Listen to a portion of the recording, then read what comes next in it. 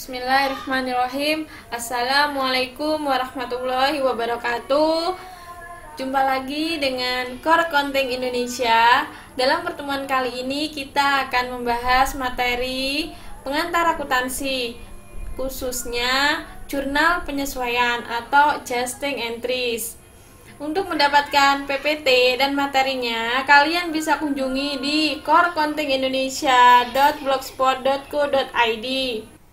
Pertama, kita akan membahas terkait definisi jurnal penyesuaian. Apa sih jurnal penyesuaian? Yang pertama, menurut Warren et al. 2017 ya, ayat jurnal penyesuaian adalah ayat jurnal yang memutakhirkan saldo akun pada akhir periode akuntansi.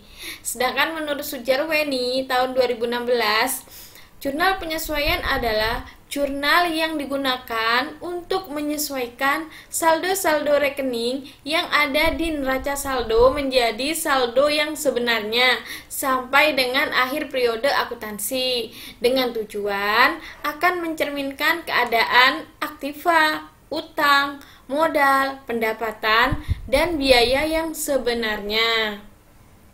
Jadi, dapat disimpulkan, jurnal penyesuaian itu adalah jurnal yang dibuat pada akhir periode untuk menyesuaikan atau mengupdate atau memperbaharui saldo-saldo perkiraan agar menunjukkan keadaan yang sebenarnya sebelum laporan keuangan dibuat. Selanjutnya kita akan membahas terkait tujuan proses penyesuaian. Yang pertama, agar setiap akun nominal atau akun-akun pendapatan dan akun-akun beban menunjukkan pendapatan dan beban yang seharusnya diakui dalam suatu periode akuntansi. Yang kedua, agar setiap akun real, khususnya akun-akun aset dan akun kewajiban menunjukkan jumlah yang sebenarnya pada akhir periode akuntansi. Sebagai contoh mudahnya gini, ketika kita perusahaan membeli suatu perlengkapan, dalam neraca saldo perlengkapan kita itu 5.000, tetapi kita menggunakan setiap hari perlengkapan tersebut karena nominalnya kecil, jadi perlengkapan itu kita tidak melakukan pembukuan atau pencatatan. Sehingga pada akhir periode kita itu mencatat sisanya berapa perlengkapan, sehingga yang menjadi kurangnya itu baru kita lakukan proses penyesuaian seperti itu. Selanjutnya, dasar pencatatan ada dua, yaitu dasar akrual dan dasar tunai. Dasar akrual yaitu pengakuan akuntansi pada saat transaksi itu terjadi atau transaksi-transaksi akan dicatat sebagai pendapatan atau beban tanpa memandang apakah kas sudah diterima atau dikeluarkan. Misalkan perusahaan sudah menyelesaikan jasa, kemudian perusahaan mengeluarkan invoice. Nah, kalau dasar akrual, meskipun perusahaan belum menerima uang, tapi perusahaan wajib mencatat. Itu yang namanya dasar akrual. Sedangkan dasar tunai, pengakuan akuntansi dalam membukukan pendapatan atau beban hanya akan dicatat apabila terjadi penerimaan atau pengeluaran kas. Ini kebalikan ya dari dasar akrual. Karena kalau akrual, ketika kita mengeluarkan sudah melakukan jasa harus dicatat, tapi kalau tunai tidak mencatat dulu, baru ketika kita menerima uang baru dicatat hal itu. Jadi kemudian prinsip akuntansi kita itu menghendaki agar perusahaan menggunakan dasar akrual, sehingga pendapatan harus diakui pada saat pendapatan diperoleh dan beban diakui pada saat beban terjadi, tanpa memandang apakah kas telah diterima ataupun telah dibayar. Untuk selanjutnya kita akan membahas terkait jenis akun yang perlu penyesuaian. Itu dibagi menjadi dua, yaitu akun deferral, yang kedua yaitu akun akrual. Akun deferral adalah akun di mana kas sudah diterima atau kas sudah dibayar, namun kegiatan belum dilakukan, sehingga terjadi penundaan pengakuan pendapatan maupun penundaan pengakuan beban. Sedangkan akun accrual akun ini timbul atau terjadi karena keterlambatan pencatatan akuntansi atau perusahaan belum mencatat beban yang terjadi maupun perusahaan belum mencatat pendapatan yang sudah diterima. Untuk mempermudah pemahaman, saya akan ringkas terkait penjelasannya, yaitu akun deferral pada periode saat ini kas sudah diterima atau kas sudah dibayar. Baru pada periode selanjutnya pendapatan atau beban dicatat. Sedangkan akun accrual, pendapatan atau beban dicatat pada saat ini, sekarang dicatat, baru nanti atau periode selanjutnya kas itu diterima atau kas dibayar. Akun deferral ini dibagi menjadi dua, yaitu beban yang ditunda, contohnya perlengkapan, asuransi dibayar di muka. Yang kedua, pendapatan yang ditunda, contohnya pendapatan sewa diterima di muka. Kemudian akun accrual juga dibagi menjadi dua, yaitu beban yang masih harus dibayar, contohnya utang gaji karyawan, utang listrik, utang bunga pinjaman. Sedangkan yang kedua, pendapatan yang masih akan diterima, yaitu contohnya piutang usaha. Untuk mengilustrasikannya, saya akan memberikan contoh satu saja, yaitu terkait utang gaji karyawan atau utang listrik. Yaitu dalam satu periode, perusahaan sudah menggunakan listrik. Namun listrik itu masih akan baru dibayar pada periode selanjutnya. Sama seperti gaji. Karyawan sudah bekerja dalam satu bulan itu, namun gaji akan dibayar pada periode selanjutnya. Hal ini kita cocokkan ya di tabel, yaitu yang pertama, beban sudah harus dicatat. Jadi misalkan listrik, beban listrik dicatat terlebih dahulu pada akhir bulan, baru nanti bulan berikutnya kasnya dibayar. Kemudian terkait jenis akun yang memerlukan penyesuaian, itu apa saja?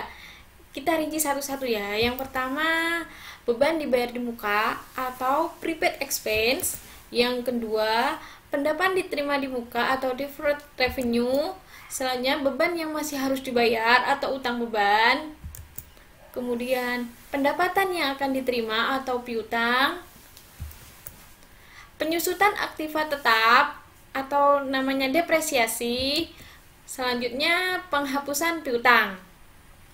Beban dibayar di muka adalah transaksi yang saat terjadi dianggap sebagai aset, tetapi akan menjadi beban di kemudian hari.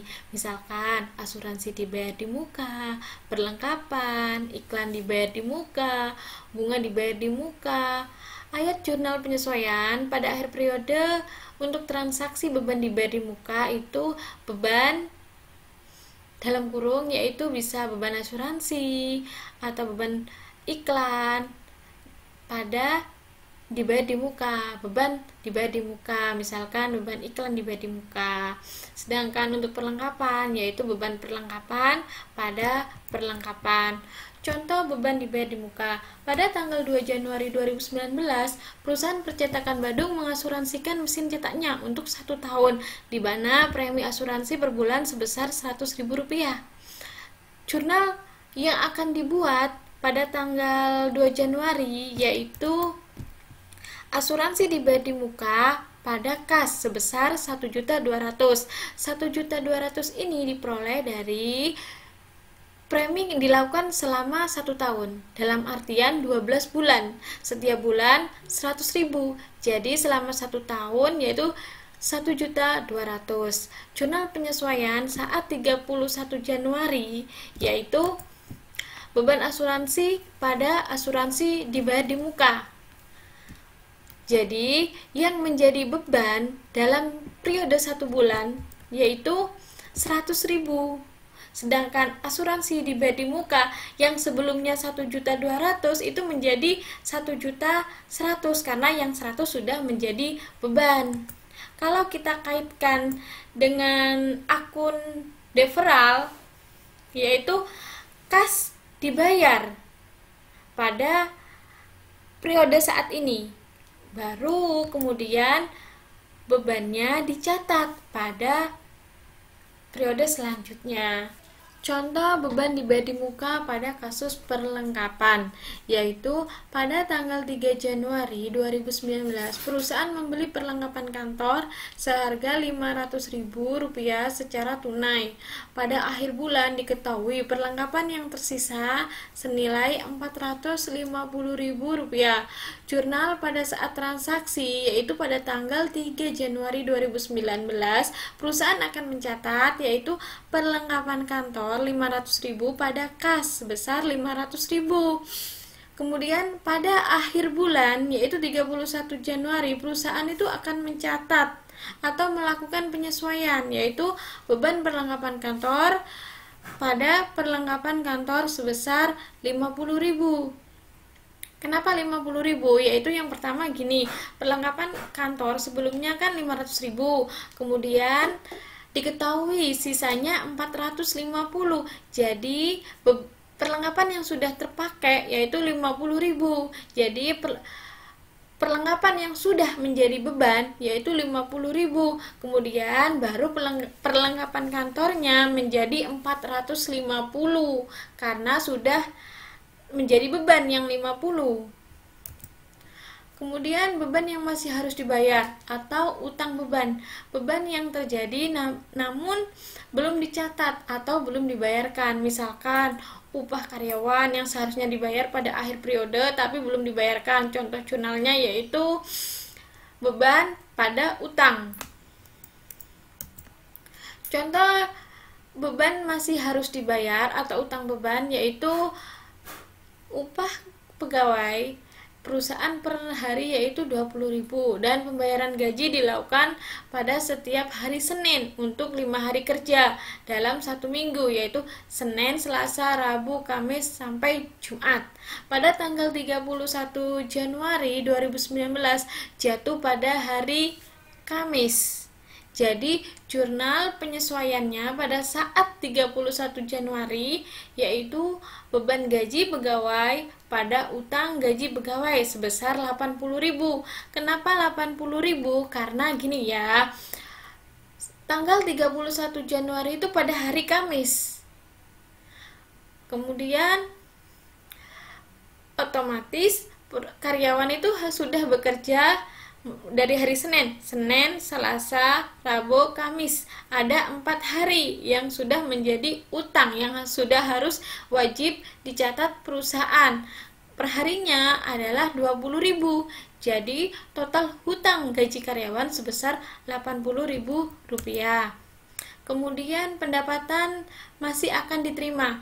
Pendapatan yang masih akan diterima adalah pendapatan yang telah dihasilkan tetapi kas belum diterima. Contoh jasa hukum atau jasa konsultan.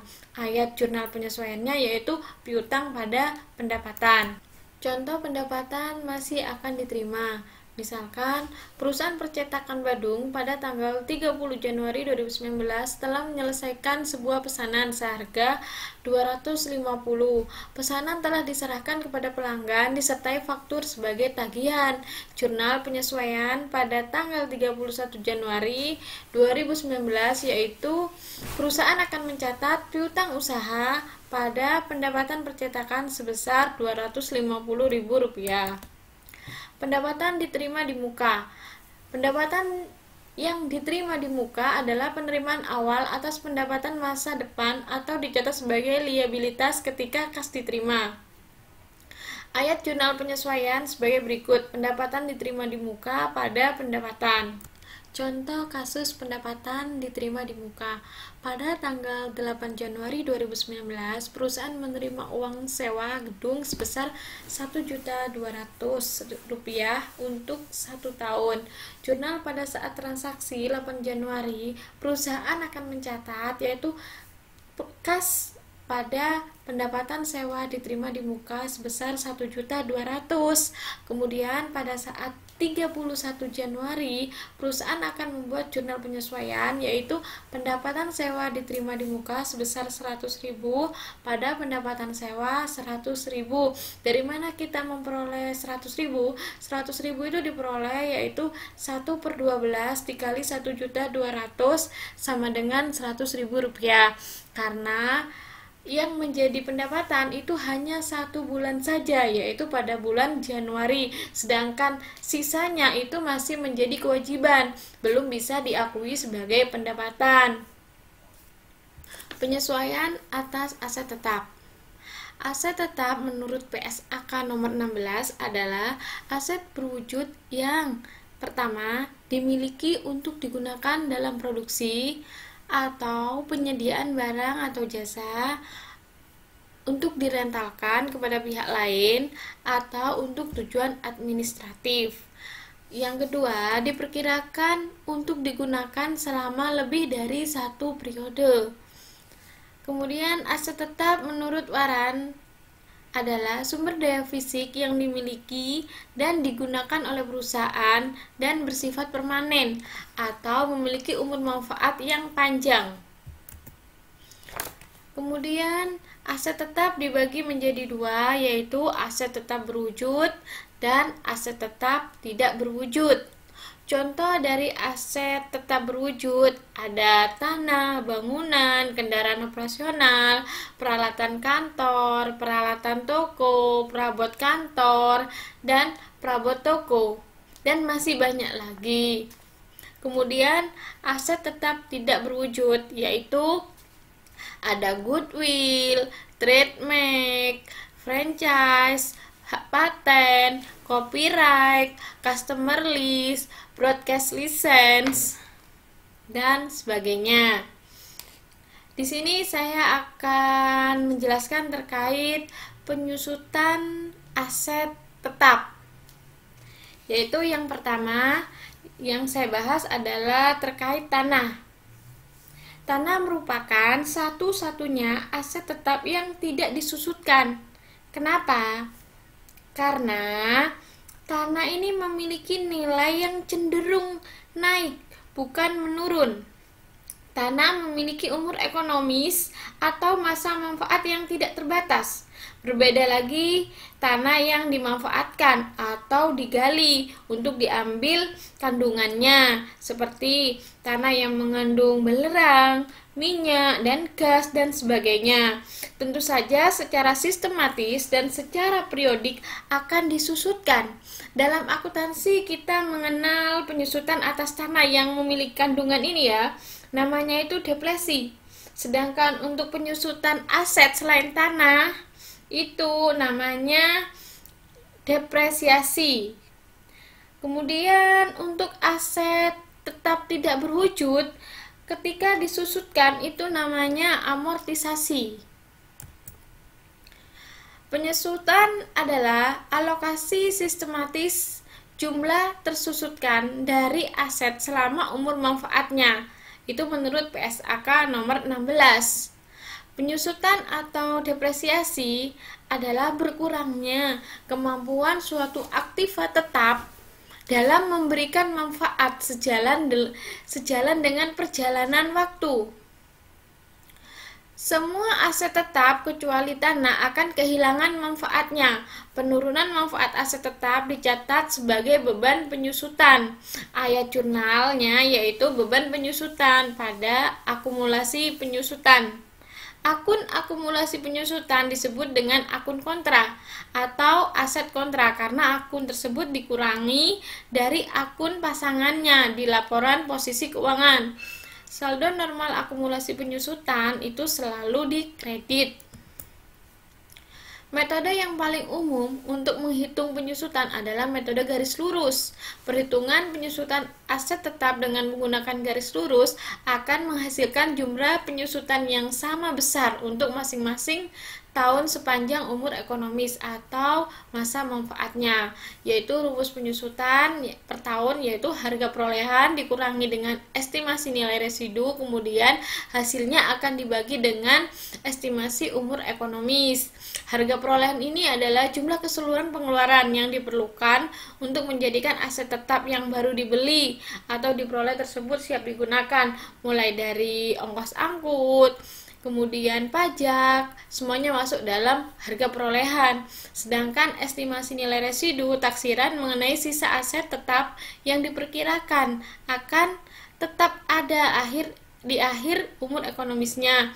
Estimasi umur ekonomis sama. Taksiran mengenai lamanya sebuah aset tetap dalam memberikan manfaat kegunaan bagi perusahaan.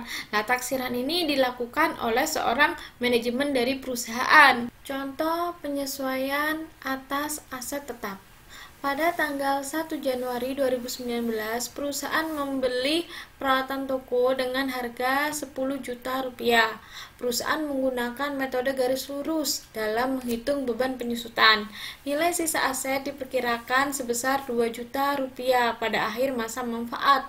Perusahaan mengestimasi bahwa peralatan toko tersebut memiliki umur ekonomis 10 tahun.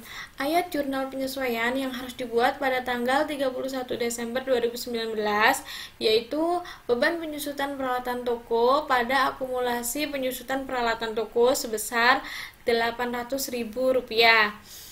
Rp800.000 diperoleh dari yaitu harga perolehan dikurangi estimasi nilai residu dibagi estimasi umur ekonomis, yaitu harga perolehan 10 juta dikurangi nilai estimasi nilai residu menjadi 8 juta dan umur ekonomisnya 10. Jadi beban dalam 1 tahun itu sebesar Rp800.000. Jika peralatan dibeli pada tanggal 1 Desember 2019, maka penyusutannya itu hanya 1 bulan saja. Sehingga untuk 1 tahun 800 itu dibagi 1/12, yaitu hasilnya 66.666,67. Penghapusan piutang. Penghapusan piutang merupakan keputusan perusahaan untuk menghapus piutang karena menurut perusahaan piutang itu sudah pasti tidak tertagih. Contoh, pada tanggal 31 Desember 2019, perusahaan memutuskan bahwa piutang atas relasi bisnis sebesar 500.000 tidak dapat ditagih, sehingga perusahaan harus membuat jurnal penyesuaian pada tanggal 31 Desember 2019. Penyesuaiannya dibuat yaitu beban penghapusan piutang pada piutang sebesar Rp500.000. Sekarang kita akan membedakan antara jurnal koreksi dan jurnal penyesuaian. Jangan disamakan ya. Jurnal koreksi ini bertujuan untuk mengoreksi nilai transaksi yang telah salah dibukukan. Jurnal koreksi ini ada juga jurnal reklasifikasi atau kita biasanya menyebut dengan reclass, yaitu untuk mengoreksi penggunaan klasifikasi akun yang salah atau kesalahan identifikasi akun. Contohnya misalkan peralatan kita salah menjurnal ke perlengkapan, misalkan kita jurnal kas ternyata kredit, itu contoh dari reclass. Kemudian jurnal penyesuaian di sini kan sudah dijelaskan di awal, yaitu tujuannya untuk memperbarui atau mengupdate data-data akuntansi agar supaya lebih akurat atau bisa mencerminkan keadaan yang sesungguhnya. Contoh dari jurnal koreksi yaitu pada tanggal 6 September 2019 perusahaan membeli peralatan kantor seharga Rp7.500.000 secara kredit. Awal mula-mula ditulis sama perusahaan itu dicatat sebagai perlengkapan kantor pada utang sebesar Rp7.500.000. Di sini jelas salah ya, karena perusahaan itu membeli peralatan, bukan perlengkapan, tapi sama perusahaan dicatat sebagai perlengkapan, sehingga perlu jurnal koreksi, yaitu kita memunculkan peralatan kantor sebesar Rp7.500.000. Lawannya adalah perlengkapan kantor sebesar Rp7.500.000. Jadi perlengkapan kantor awalnya di debit 7,5 juta, kemudian di kredit 7,5, maka perlengkapan kantor sudah nilainya 0. Yang jadi jurnal maka peralatan pada utang. Terima kasih sudah mengikuti pembelajaran sampai akhir. Semoga bermanfaat. Salam Core Accounting Indonesia. Wassalamualaikum warahmatullahi wabarakatuh.